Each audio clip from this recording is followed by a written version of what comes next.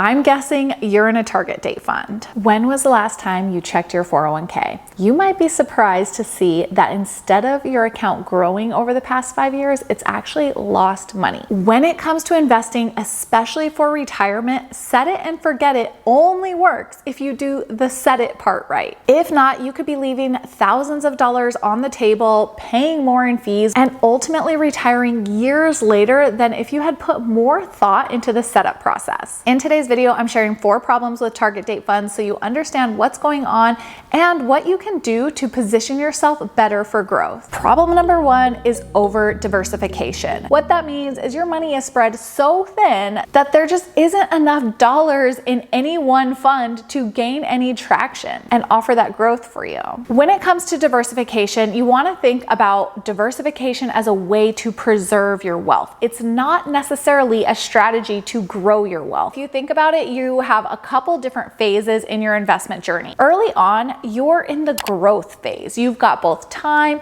and income on your side to recover from large market losses. When you move over to the preservation phase or the income phase, you should be more diversified to really protect what you've grown. Issue number 2 with target date funds is they could be too conservative for you. If you look at your allocation to bonds and bond funds and how that progresses over time, you might find that you end up way too conservative for your actual needs, because when you reach that date of your supposed retirement, that might not necessarily be when you need your money. You might continue to work longer. Problem 3 is high fees. There could be high fees in your target date fund. So you just enter the fund into Google and you could see the expense ratio. And what you do is you take the dollar amount you have invested, multiply it by that expense ratio, and that's the annual fee that you pay. Ultimately, the high fee compared to other options you might have available, which you might not have low cost funds available. So that might just be something you have to deal with. But that could end up costing you thousands of dollars that could be yours instead of just going to unnecessary fees. Now, the 4th problem with target date funds is their lack of clarity.